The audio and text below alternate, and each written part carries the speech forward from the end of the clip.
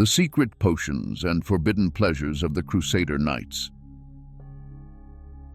The dust of Jerusalem's ancient streets still whispers secrets from an age when armored warriors from distant European lands fought beneath the scorching Middle Eastern sun. We know the grand tales of their battles, their sieges, their victories and defeats. But what history often conceals in shadow are the intimate truths of how these men endured the unbearable, the searing pain of battle wounds, the torment of disease, the psychological horror of endless warfare, and the desperate measures they took to survive. This is the story of the Crusader Knights and the substances that sustained them, healed them, and sometimes destroyed them. It is a tale of medicine and madness, of sacred healing and profane addiction, of the thin line between salvation and damnation that these holy warriors walked for 2 centuries in the lands they called Outremer, the realm beyond the sea. When Pope Urban II stood before the assembled nobility at Clermont in the year 1095, proclaiming the liberation of the Holy Land, he could not have imagined the profound transformation that awaited those who answered his call. The knights who departed were men of medieval Christendom, their medical knowledge rooted in monastery gardens and folk remedies. The men who returned, if they returned at all, had encountered an entirely different world of healing, one that would forever change European medicine and introduce them to substances both miraculous and dangerous. The journey itself was an ordeal beyond modern comprehension. Thousands upon thousands of warriors, pilgrims, merchants, and camp followers streamed eastward in waves, crossing mountain passes and disease-ridden valleys. Dysentery claimed more lives than any Saracen blade in those early months. The chronicler Fulcher of Chartres wrote with stark honesty of the trails marked by the bodies of those who could not continue, their graves unmarked save for the buzzards circling overhead. In this crucible of suffering, the Crusaders learned their first desperate lesson. Survival required more than faith and steel. The Hospitallers, or Knights of St. John, emerged from this necessity. Originally established as a modest hospital in Jerusalem to care for Christian pilgrims, the order transformed after the First Crusade into a formidable military and medical force. Their hospitals in Jerusalem, Acre, and later across the Mediterranean represented the most advanced medical facilities of their age. The great hospital in Jerusalem could accommodate 2,000 patients with separate wards for different ailments, a level of organization that would not be seen again in Europe for centuries.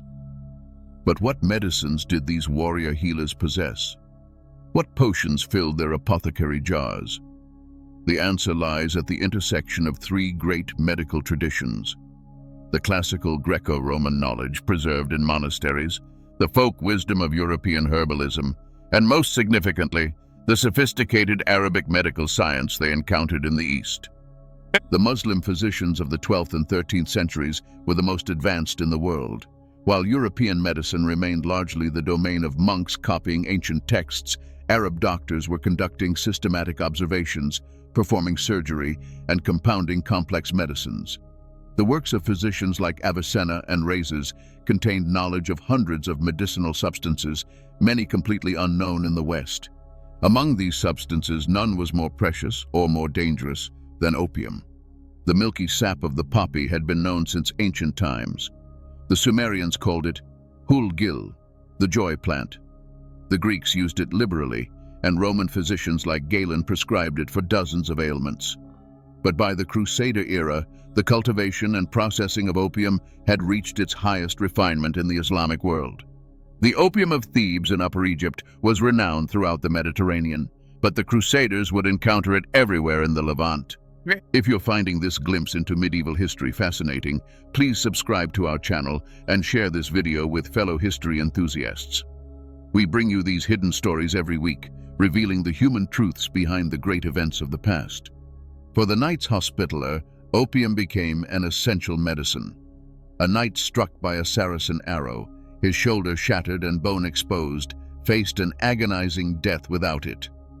The Hospitallers learned to prepare opium in various forms, mixed with wine for drinking, combined with honey as a paste, or infused into oils for topical application.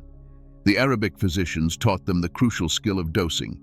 Too little provided no relief, Too much brought the sleep from which there is no waking. The chroniclers rarely speak explicitly of these medicines, but occasional glimpses appear in the records. When King Baldwin IV of Jerusalem, the tragic leper king, endured the final stages of his disease, opium was almost certainly among the few comforts available to him. The disease had taken his sight, rotted his extremities, and left him in constant agony, yet he continued to lead his kingdom with remarkable courage until his death at age 24. How else could he have endured? The Templars, that other great military order, were more secretive about their medical practices. Their rule forbade discussing the order's internal affairs with outsiders, and this extended to their hospitals and healing methods. Yet archaeological evidence from Templar sites reveals storage jars that once contained various substances, and their extensive trade networks certainly gave them access to whatever medicines they required. But opium was not the only powerful substance the Crusaders encountered. The Islamic world had inherited and expanded upon the pharmacological knowledge of the ancient world. Hashish, derived from the cannabis plant, was well known throughout the Middle East, though its use was controversial even among Muslims. The most infamous association between hashish and the Crusades concerns the Assassins, the Nizari Ismaili sect based in mountain fortresses of Persia and Syria. According to Marco Polo and other medieval chroniclers, the sect's leader, known as the Old Man of the Mountain, would intoxicate young recruits with hashish, transport them to a hidden garden paradise, and convince them it was heaven itself. Promised to return to this paradise after death, these warriors became fearless killers who struck terror into both Muslim and Christian hearts. The truth about the Assassins and hashish is more complex and controversial than the legends suggest. Modern historians debate whether the hashish stories were exaggerations or propaganda spread by their enemies. The name assassin itself may derive from hashishin, users of hashish, though this etymology is disputed. What is certain is that the assassins were formidable opponents who successfully eliminated numerous high-ranking targets on both sides of the conflict. Whether or not the assassins themselves used hashish, the Crusaders certainly encountered the substance in the Levant.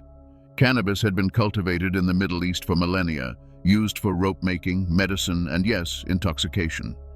Arabic physicians prescribed it for various ailments, and Avicenna's medical texts, which the Crusaders brought back to Europe, contained detailed information about its properties and effects.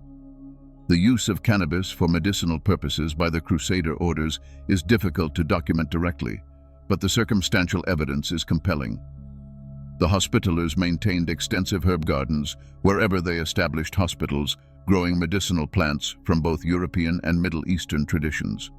Cannabis was among the plants cultivated in monastic gardens in Europe during this period, valued for its seeds and fibers as well as its medicinal properties.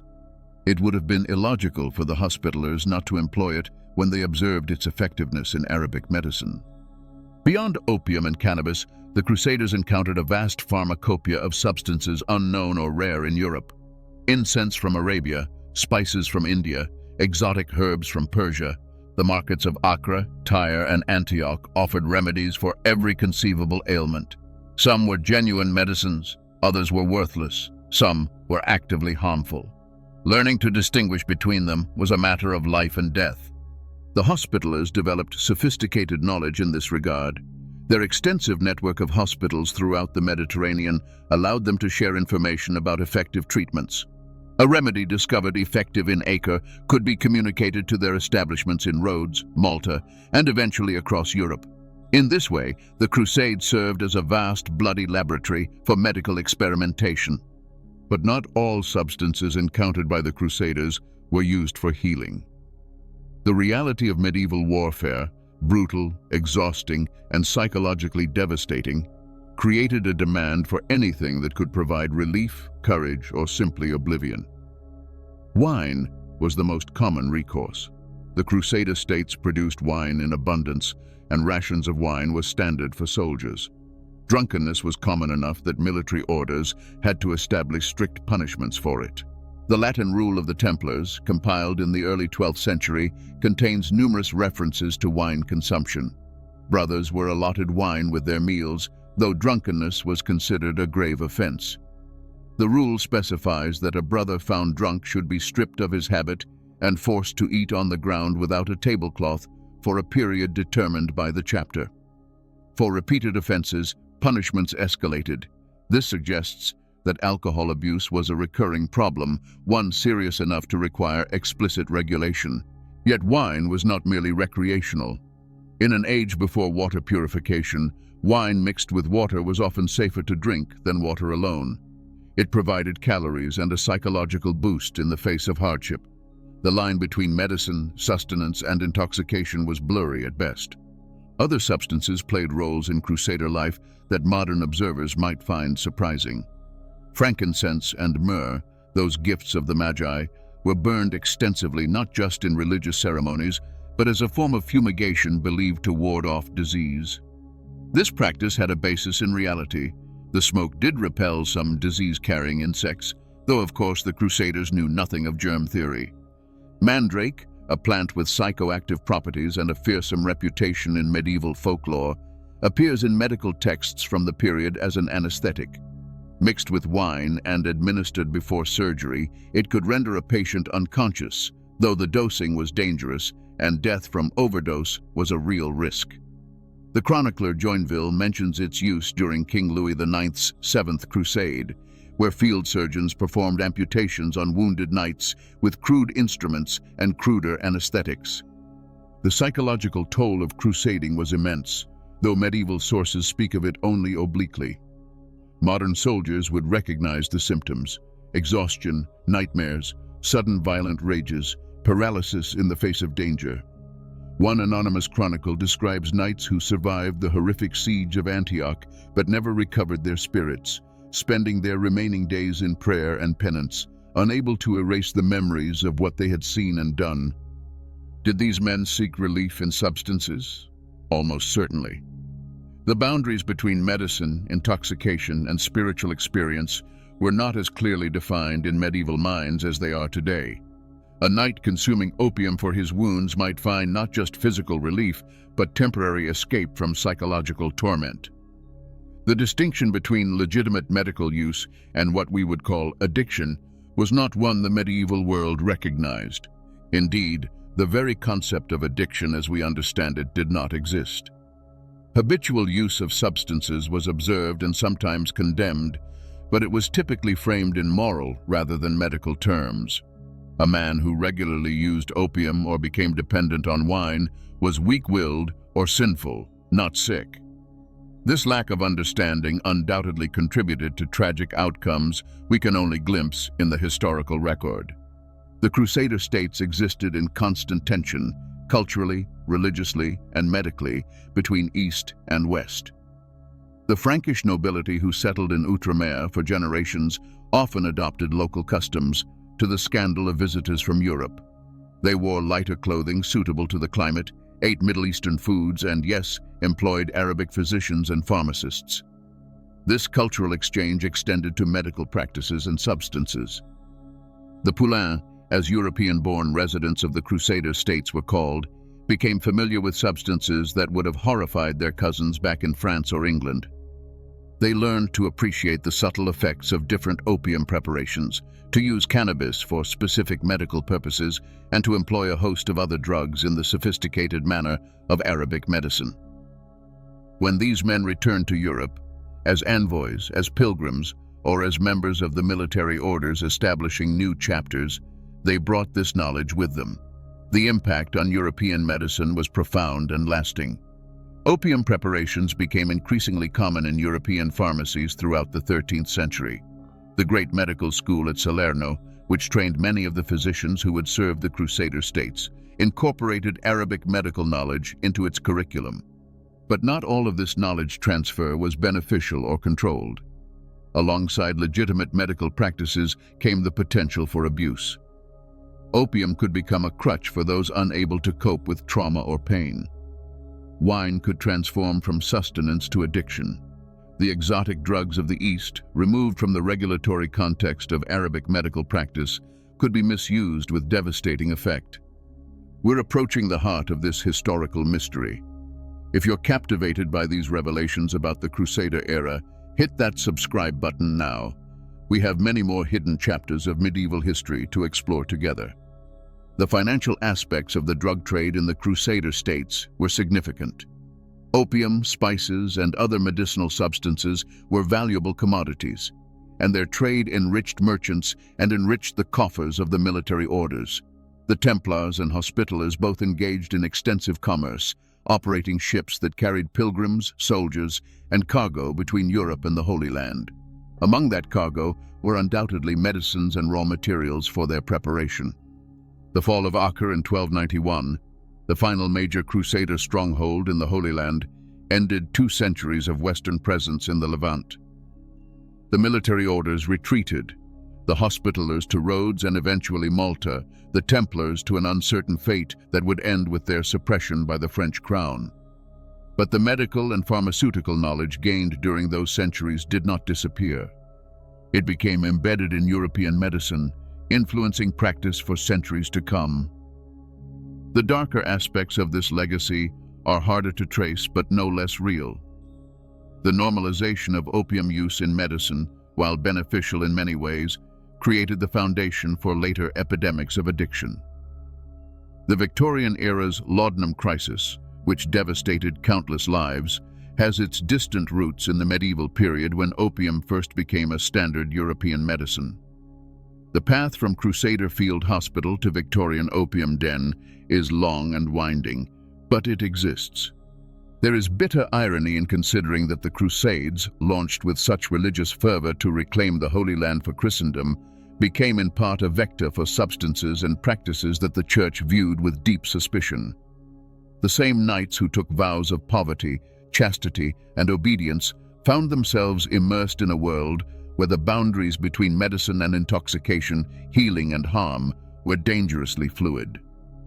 The medical practices of the military orders, particularly the Hospitallers, represented the best of medieval medicine, systematic, pragmatic, and genuinely helpful to thousands of suffering people. Their hospitals saved lives, eased pain, and provided care regardless of a patient's ability to pay. The motto of the Hospitallers, Tuitio fidei et obsequium pauperum, defense of the faith and service to the poor, was not empty rhetoric. Their medical work was a genuine act of Christian charity. Yet this same medical tradition necessarily involved the use of powerful, potentially addictive substances. A Hospitaller brother administering opium to a screaming knight with a shattered leg was performing an act of mercy. But what of the knight who months later found he could not face the day without his medicine? The sources are silent on such matters, but human nature is constant across centuries. The question of recreational drug use among the Crusaders is more speculative and more troubling. Did knights and soldiers use opium, hashish, or other substances not for medical purposes, but simply to escape the horror of their circumstances?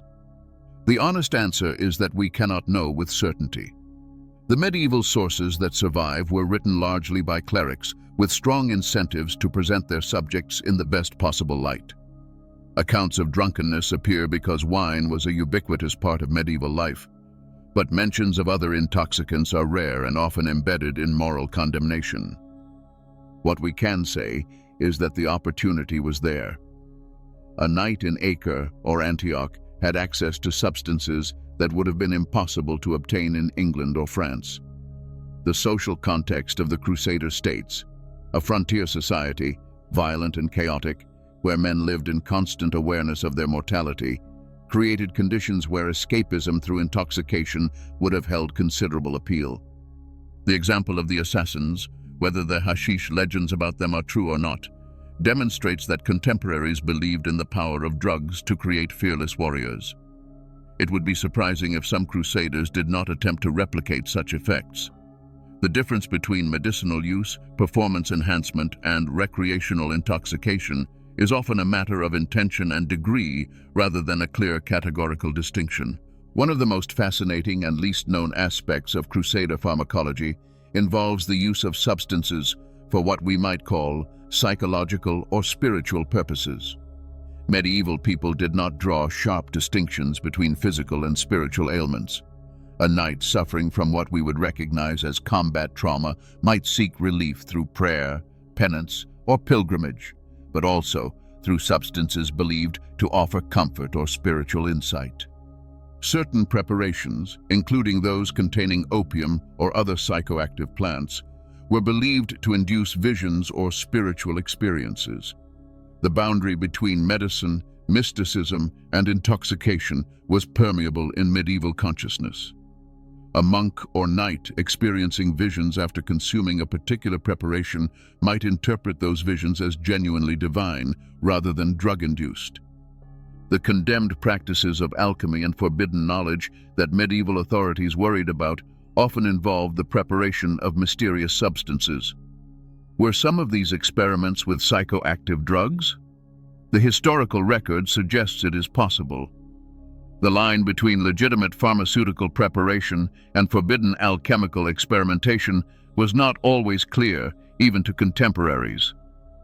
As the Crusader era drew to a close, and the Latin presence in the East contracted and finally ended, the knowledge and practices developed over 2 centuries did not simply disappear.